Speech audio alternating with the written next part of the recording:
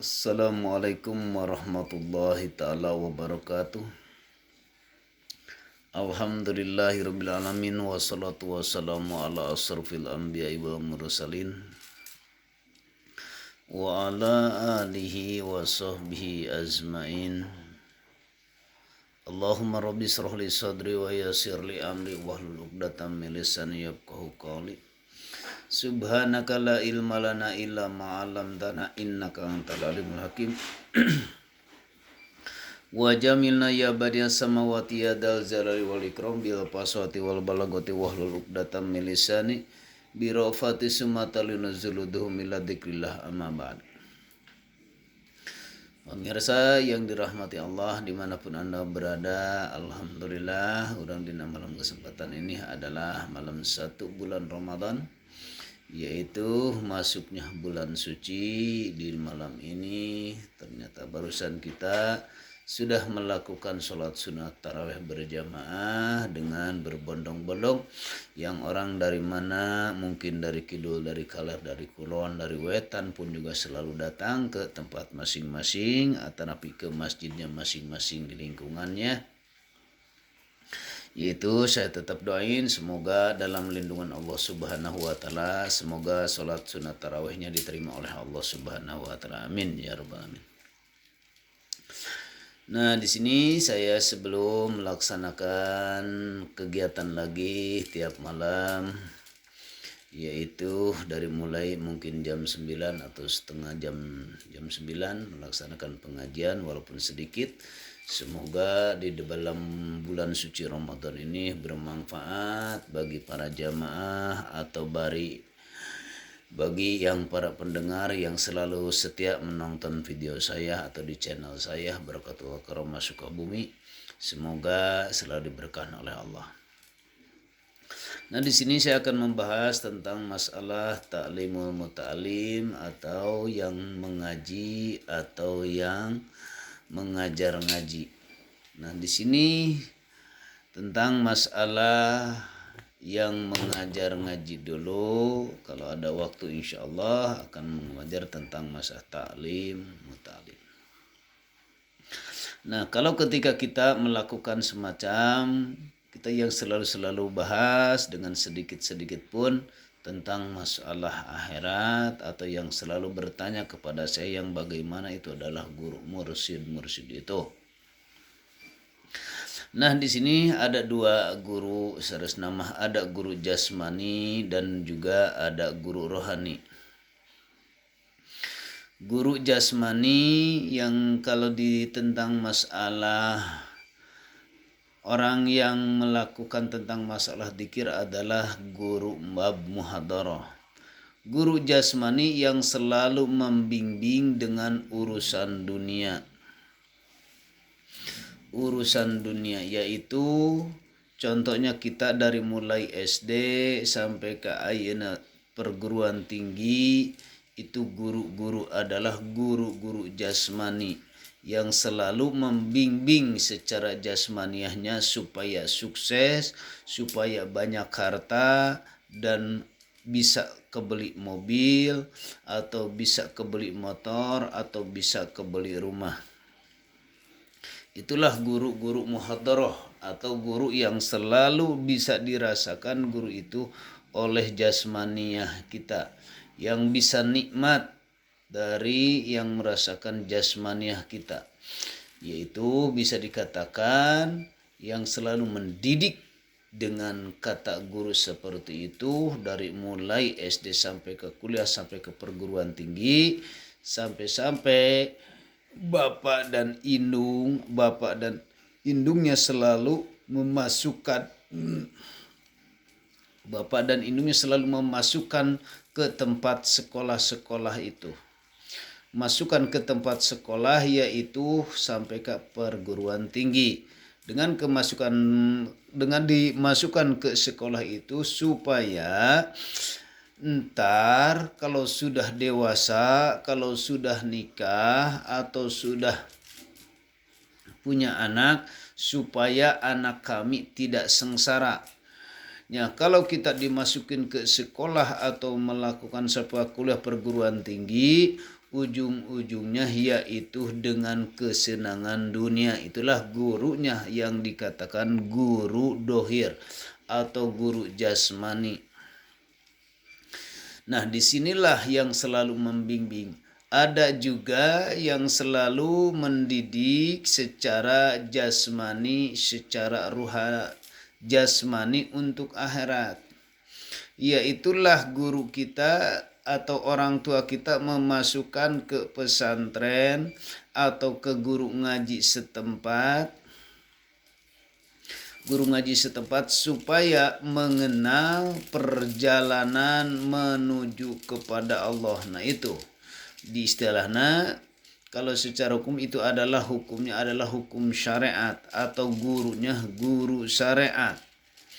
Nah, di sini cara jalan mendidik semacam guru-guru ngaji atau setiap di pesantren, siapapun yang mengajar di situ yang menjelaskan tentang masalah keilmuan, yaitu adalah ilmu fikih yang selalu dimulai dijelaskan aturan-aturan fikih, maka disitulah manusia akan dibimbing oleh guru-guru secara syariat adalah guru agama atau guru kita yang selama di pesantren, siapapun yang seperti itu, dengan aturan urusan dunia yang dinikmati oleh jasmani, dengan aturan Allah yang selalu tertata di dalam Al-Quran, yaitu adalah guru itu.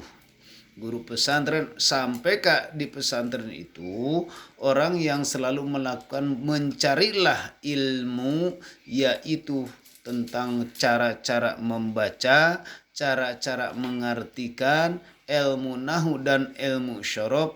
Itu pasti bila mana kita datang di pesantren pasti dididik tentang masalah itu.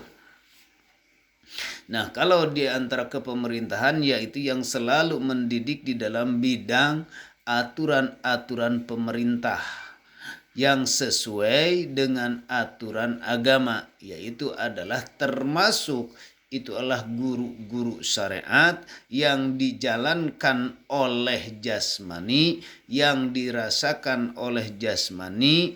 Di antaranya kalau yang sudah dibimbing, sudah mengenal di situ, bisa dikatakan kiai, ustadz, atau ajengan gelarnya di situ. Yang selalu dibimbing. Dina kecilnya berarti orang itu adalah santri. Nah, itu gelarnya yang selalu bila mana membimbing tentang masalah urusan ilmu fikih, hadis dan dalilnya. Nah, itu guru-guru cara guru muhadharah, atau ada guru yang tadi untuk membimbing supaya manusia kaya, supaya punya mobil dan punya rumah. Nah, kalau di sini saya akan membahas tentang masalah guru akhirat. Yang guru akhirat ini adalah yang selalu membimbing ruhaniyahnya.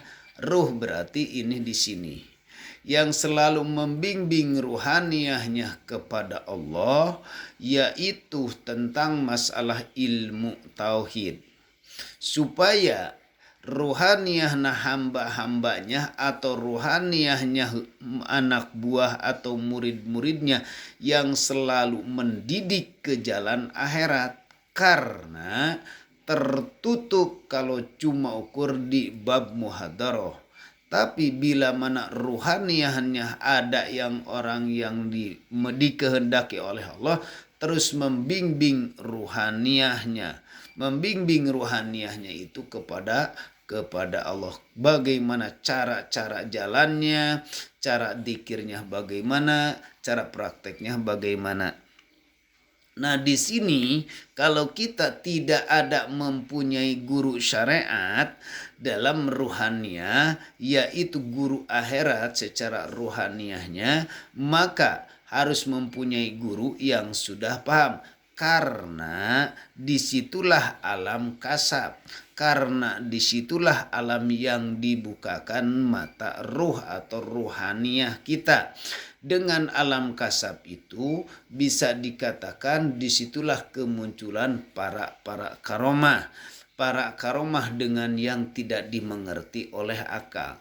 Nah, di sini banyak yang bahasa di alam karomah itu bisa dikatakan alam dukun. Nah, banyak karomah itu waridnya ada yang dari para malaikat, dikirnya waridnya ada juga dari bangsa iblis, ada juga waridnya dari bangsa jin.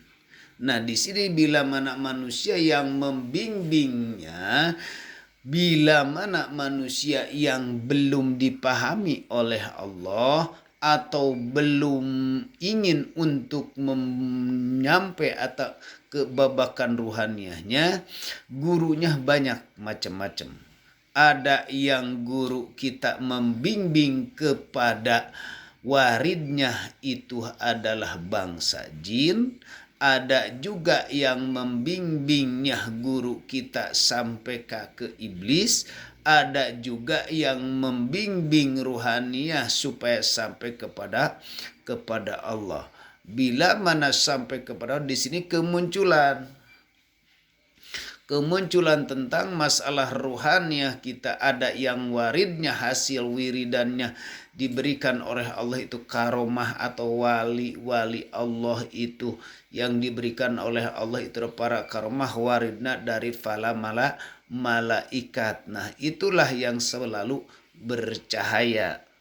Ada juga yang selama ini kita bahas, yang selama ini kita ketahui, bila mana manusianya di dalam dohirnya sudah paham. Nah, bila mana manusia sudah tentang masalah dalil dan hadisnya sudah maher, sudah mengenal, makanya kalau dibawa babakan ruhaniyah, orang guru-guru itu di sini akan menolak. Kenapa akan menolak? Karena tadinya dia merasa benar, ternyata di tingkatan ini ruhaniyah akan disalahkan. Banyak nanti akan 8 pasti tentang masalah gulu ruhaniyah. Nah, ini sekarang kita kalau sudah datang yang selalu membimbing ruhaniyahnya kepada Allah, ada yang lewat dikir ya, di antaranya dikir la ilaha illallah, la ilaha illahua, la ilaha illa anta wa ana, yang selalu membimbing ke sana. Itulah guru-guru akhirat. Banyak persyaratan bila mana nyampe yang berhak kepada Allah, yang secara yang berhak yang dikehendaki oleh Allah, yaitu bila mana manusianya atau guru-gurunya sudah dikehendaki, maka akan membicarakan tentang masalah di alam kasab itu.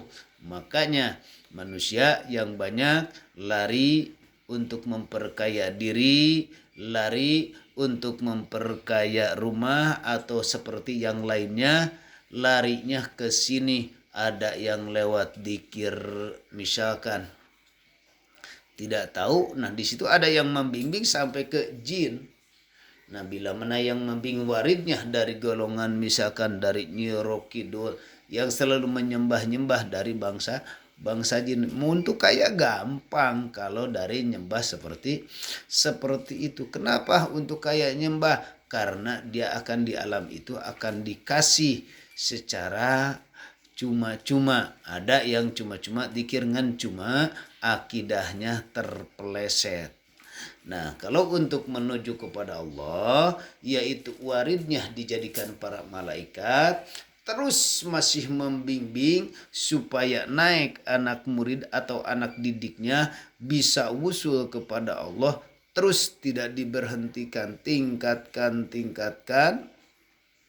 Nah, bila mana yang sudah tahu bisa dikatakan yaitu adalah pembimbing ruhaniyah bila mana sampai dengan menemui dengan persyaratannya yang dikehendaki Gusti Allah, itu bisa dikatakan secara guru mursyid dohir. Nah, kalau sejatina dina palebah guru mursyid, yaitu adalah guru mursyid bisa nyampe ke seperti la ilaha illa anta sudah, bila mana nyampe kesampaian sampai ke la ilaha illa ana, nya di situ akan mendidik, akan mendorong atau akan menggusur sampai ke la ilaha illa ana. Di situ akan sejatinya guru mursyid itu akan ketemu dengan sejatinya guru mursyid. Nah, di situ yang secara syariat akan membaiat atau menyantolkan ruhna hablum minallah, akan menyantolkan di situ karena dipahami oleh Allah, karena Allah yang mampu, karena Allah yang bisa tentang masalah ayana guru yang itu. Insya Allah kalau ada waktu dijelaskan lagi tentang masalah persyaratannya. Jadi tinggal kita, mana guru kita yang membimbing ke akhirat, mana guru kita yang membimbing ke alam jin, mana guru kita yang membimbing ke alam iblis. Ke alam iblis itu bila mana yang selalu merasa kebanggaan dengan keilmuan, merasa gagah walaupun seperti itu, diberhentikan sampai sudah menjadi orang gagah, orang sukses, akan merasa di dalam batinnya, merasa akulah yang punya kerja, akulah yang bisnis, hasil daripada wiridan, tak merasa digerakkan oleh Allah, dikehendaki Gusti Allah. Itulah bila mana guru yang mendidik sampai di sana, maka itulah guru status atanapi sejati. Nah, akan tahu yang sebenarnya siapa yang mengaku itu. Di situ akan ketemu la ilaha illa ana, karena itu masih babakan makhluk. Insya Allah sedikit-sedikit di malam ini bahas, walaupun malam pertama bulan suci Ramadan. Semoga berkah semuanya ya Allah. Amin ya rabbal alamin. Mungkin dari saya sekian. Assalamualaikum warahmatullahi wabarakatuh.